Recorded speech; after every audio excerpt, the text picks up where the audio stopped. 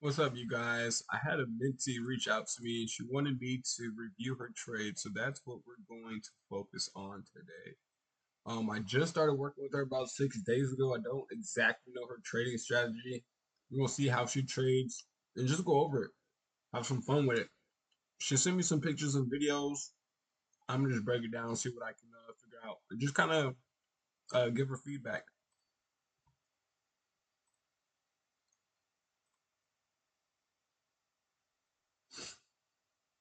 I don't know what happened about that until last night. I have a few pictures entered my order log. Not really sure how to read that, what any of that means. I need to do more research on that. But one of these videos is me trying to see if I found a fair value gap, but I guess I really can't understand that until I get a clear understanding on order blocks and stuff like that. Also, like risks to reward, how to mark up charts, to use indicators. I use a couple indicators, but like you you won't see them on my screen for long than 5 seconds. We'll go over order blocks, fair value gaps. It just takes practice, right? You need to practice seeing them on the charts, practice being able to identify them. So that's all right. I'll explain the order logs. It looks like you're on Trade Locker, maybe Trading View. You're trading on. I feel like there's one more question. Fair value gap. Can understand that. All right. Risk to reward and how to mark that up. So here we got a first buy Tuesday 28th. I'm gonna see if I can figure out what chart that is. But I mean, she won this trade. Nothing marked up. It looks like Nasdaq from the price action right there, 27,100 on Tuesday 28th.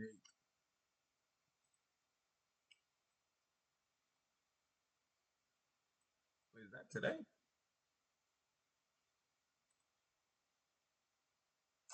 So her universal time is a little bit off because that's saying 1 p.m. on Tuesday. Oh wait, I'm tripping. Today's Wednesday. My fault, y'all. All right,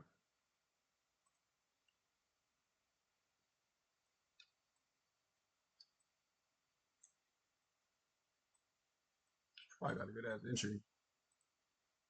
135 at 1 p.m.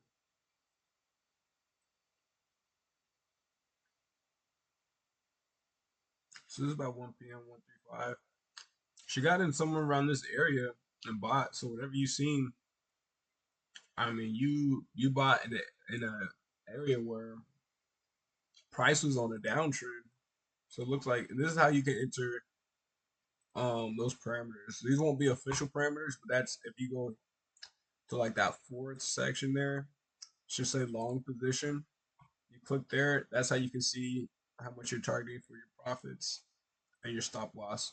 You'll have to literally go in when you have an actual trade to set that as what it is, but and then for sales, it just be a short position, right? You can go and edit these colors. You can put it to where it hits an exact entry point or exact pricing for any of those. Um, you could also change the colors if you wanted to.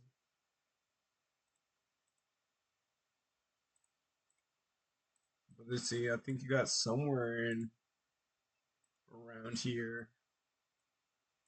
So before that, though, it was a downtrend, and then you was able to catch the right back up before it broke this last high. I at least want to see a break of a high, which it kind of it grabbed that liquidity, right? Came back down for your entry and took off.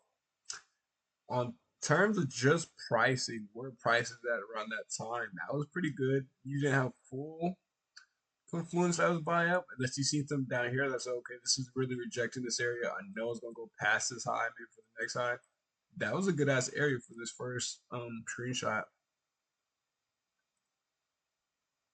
You took a sell. Where's that? Your closing. Could look like about 6 minutes later. There's a sell. I don't know if that's a close of the first trade or if that's entering the sell. That's 26.15.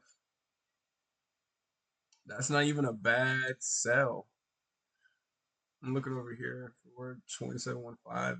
If you were able to sell this candlestick somewhere here, maybe, but possibly sold over here. I don't, that might just be the close. Let's see the next one.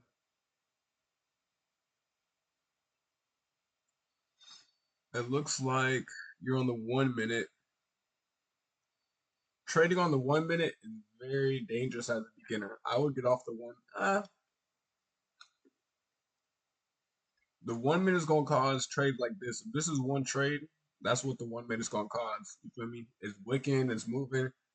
You don't get a sense of direction to hold it like you did this first trade. So if you're steady looking at this, probably like that first trade was good, and then you was like, okay, I'm gonna deepen up profits, and you found a re-entry.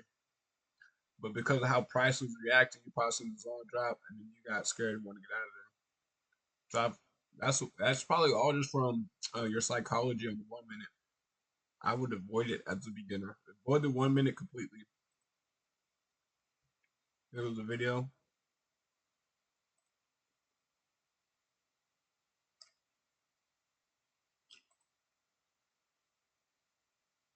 I mean, you're pretty deep in profits. Damn. I get you got everything to um you have a 100K account, but at the same time, shit, 800 in 1 day. That's pretty good. 27, 20, yeah. All right, wait, no, the 21st, but still, like that's pretty good. I mean, you're winning, right? It's good practice, girl. No.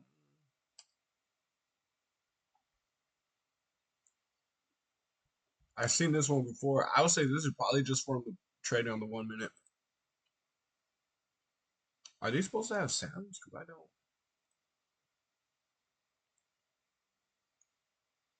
All these are showing me the same thing. I don't. So when we're trading and then we're looking at our trades, there's a few questions I want you to be able to answer. Right. I think one should just be, why do you get in this trade? What made you want to buy or sell this trade? All right. What got you in this trade? Why are you in this trade? That'd be like influences, your reasoning, your analysis. Two, where was that trade going? Where do you like, okay, I see it going to this level, I see it going to this fair value gap, I see it going to this liquidity. Where was this trade supposed to go? And then your third one has to be, how much am I going to risk for this trade, right? Where are you setting your stop loss at to a point where it's like, okay, if we're reverse and I'm just too early, or if I'm in the wrong trade, this is how much I'm risking, and I'm not gonna risk any more than that, right? How much are you comfortably risking? So as long as you know why you're getting your trades, where you expect it to go, how much you're gonna risk for it, and staying within there. And we can, we're gonna work this weekend about why we're entering trades, or how to find trades and confluences like fair value gaps and order blocks. But I'll say maybe this one, if this was a win, good job. You caught that good ass movement. Um, and if you feel like you lost this trade, I would say probably just manipulation of the 1 minute. 1 minute is so quick, you can't read it, right? Like your brain has to make all these decisions, and you're seeing so much different things, so much input at one point. It's hard to make a decision with all that. Oh, hold up. Turn my volume a little bit.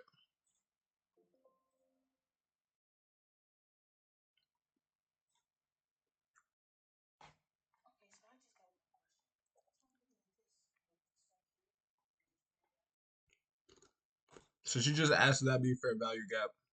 Let me see where you're circling.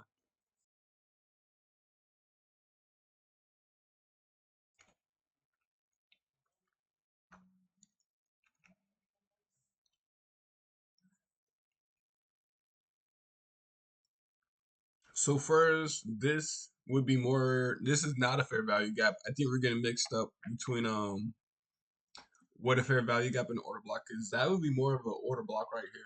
Right, a fair value gap, where that gap is between two prices, right? So this would be a gap right here. This would be more of an order block. This is a bullish order block because it's the last down candle before uptrend, right?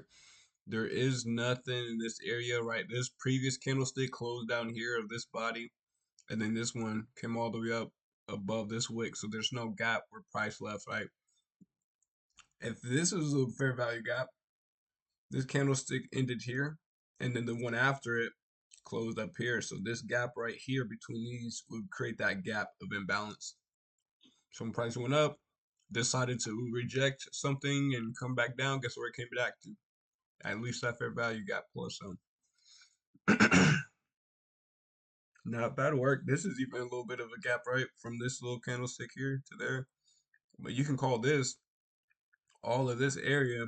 You can mark it three different ways. You can mark it from this order of this just the body here. You can mark it from the wick to the wick here, or even these three candlesticks together can be an order block. You can mark it all up as an order block right there. That would be an order block because it's the last candlestick before uptrend.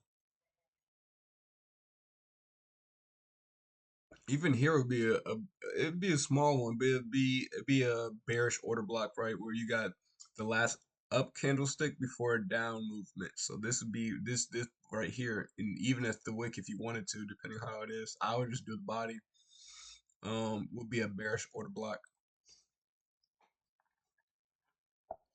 But we will work this weekend more on it, right? Like I kind of just threw you into the little fire, and we just kind of.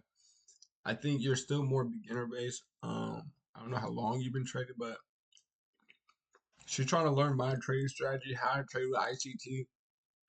I threw her into a video that kind of explains all of these, and we went like 2, 3 hours straight just studying, and so I think she's able to identify, but I think we just need to review a little bit, get a little bit more practice, and she'll be swell off. Like she's already winning trades. She don't know how to identify those accurately. I think you got the order blocks and her value gaps a little mixed up. We'll even go here. I'll give you another example. We're just gonna random price. Let's go here, right? I would just start practicing like this. Get on the chart and just start practicing, seeing all of them. So I'm gonna mark up all the fair value gaps I see. Here goes 1, 2, 3. Mm, there is one here, just barely. I'm not gonna mark it up. That would be valid. There's another one right there, that candlestick. Another one there. There's 2 here. This candlestick and this candlestick. Boom. Another one. Another one. And it goes through with this one here. It goes another one. It goes another one.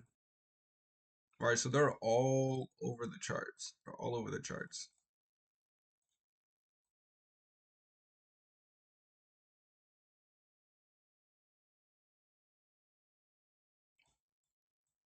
All right, even more and more and more and more and more. So, yes, not all the time is price gonna react off of them or mess with them, or even they could create it and then run off just how it did with this one right here, right? There's this fair value gap, never got to it, but I got to the order block right above it. Sorry, fair value gap right above it. Order blocks we'll go over next. They're not printed as much, and I'll show you the difference between a good order block and just any order block. So why is this a fair value gap before we go to order block? Even just this first one. It's gonna be from the top of the previous candlestick because this is the bullish one, right? To the end wick of the next candlestick. And from there, that creates this gap here and here. How my mentor likes to kind of explain it. Right, let's find, so that's a bullish one. Let's find a bearish one. So even this candlestick here, right? So it's not the top of the candlestick. Now this bearish is gonna be the bottom of that previous candlestick. right there, and then the top of this one, not the bottom, right? The top, because this would be the gap right there. Boom. So now this would be the gap there, and I just think it's easier to kind of just draw the box, right? A box that give you that midline as well, and then you can play through there. Created another gap right in the same area. Retested it once, retested it. No, no. Actually, create another gap right here, right? That's a little bit more precise, and then boom, another gap here. So this is a pretty balanced, imbalanced. Play through it like it doesn't exist, right? And then as soon as started to respect it eventually, and then wick, took off. Probably not the best one because it's in the middle of all this move. You want to see one that's kind of closer to maybe something like this, the first one or second one of a move, not the third one, right? Anywho, let's find some order blocks real quick.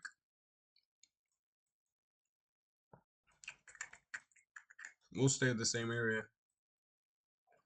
I don't see many, but oh, what I do see is even this one, right? So for bullish, we're going up. You can say that this last down candlestick before up movement is an order block. We can either do wick to wick or we can just do the body. We'll do the body because the wick isn't, I mean the body. We'll do the wicks because the body isn't too strong. Drag it out. Right? You can see how that played out from price from there, right? It played through it, inverted, double inverted. Now it's hanging at support. 1-2 wicks, induced it, came through, wicked through it, but couldn't close below. Came back, wicked it, almost 100% there. Then induced, rejection, and now it's taken off. Probably playing with all those other fair value gaps around here before it took off, right? If you wanted like preciseness, right? So obviously this one alone would get you a good trade, but like there's a whole gap here within that order block. That price never closed below, could never really disrespect it. Even though it disrespected the order block, right? This fair value gap is holding all its weight to where price is not closing below it after getting into it once, into it twice, into it 3 times, 4 times, 5 times, right? And it was fully respected this whole time, this gap right there. So that this one here would be a bear or a bullish order block. It's the last down candlestick before up movement. That was a kind of ugly printed one. This is also one right here. I like this one a lot better. You could even use the body of this one, right? The last down candlestick before up movement. Came back 50%, did whatever, came back, looked it twice, sent off. So this is a bullish one. Let's find a bearish one. You could try to call this one, but I want to call this one because this isn't much of a trend after printing that last one, right? This could be one, right? This could be a bearish. Only reason why these bearish order blocks here aren't working out from this one and this one, right? The last up candlestick before a down movement is because it's not really a downtrend, right? You got this low, that price closed. You got this low, that price closed. Then you got these lows, and it's just like prices continually closing higher and higher and higher and higher. So you can't expect a downtrend when price isn't closing any higher. From this movement right here, you can see, okay, price closed a lot higher than all this price over here. You can assume that price is going to start to uptrend, right? So you would want to start to find those confluences that go with your trade rather than against. But for just identifying, right? There's an order block. There's an order block. I think I marked up that order block. You could call this an order block.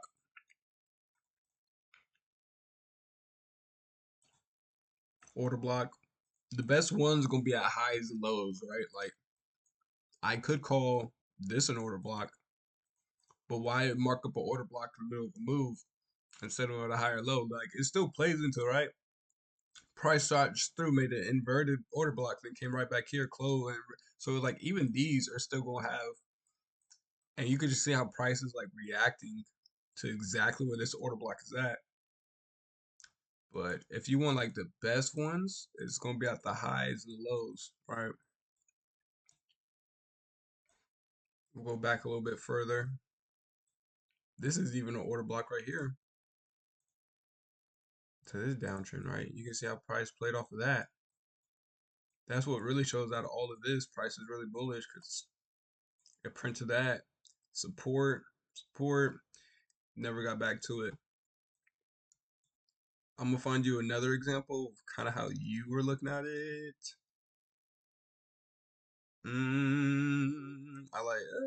Yeah, I like this.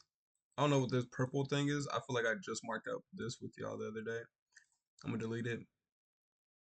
So you kind of marked up those three candlesticks and was like, is this the order block or is this the fair value gap? But you, I think you meant order block, right? Like you had the right idea, just wrong terminology.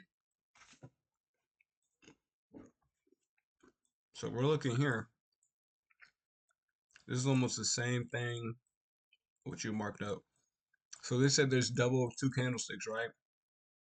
You could mark up an order block like that from this high to that low of the close and move. Here's another order block, right? We'll drag them across and see how price plays off of these. I'll make one yellow, one. Let's do a little bit different color. Too close. One blue, one orange, just so y'all can see the double candlestick versus the one. See how price plays off of it.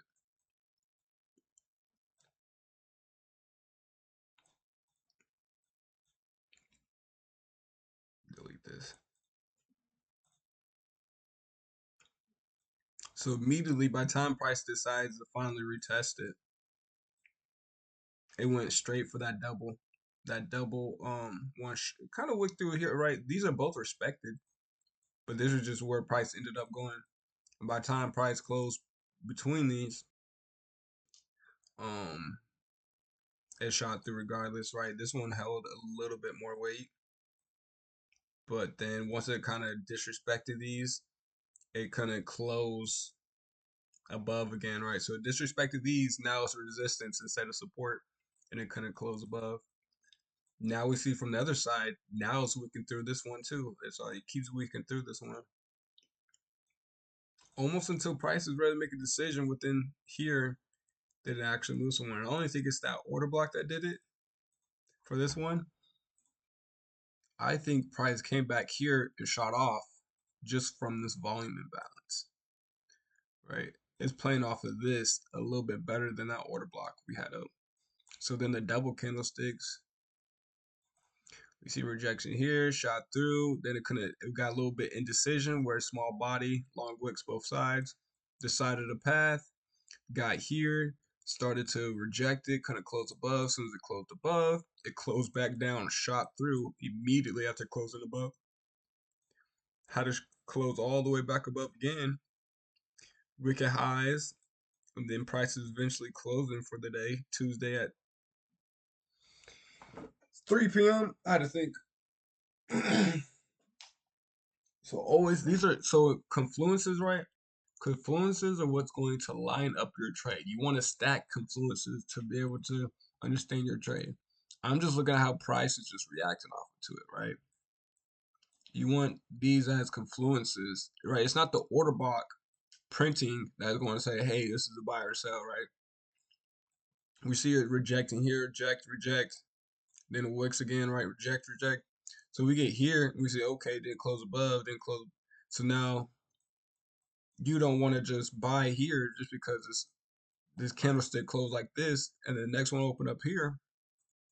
Be like, bet, because it's still within it. One is still within this order block, so it can still play within it, right? If it closed outside of it, then it's a little bit different story. But they say we see now it's like, oh, this order block being respected, let's go for a buy.